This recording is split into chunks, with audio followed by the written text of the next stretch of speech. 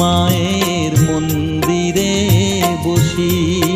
আমি অনাহুত একজন, আমি অনাহুত একজন, অনাহুত একজন।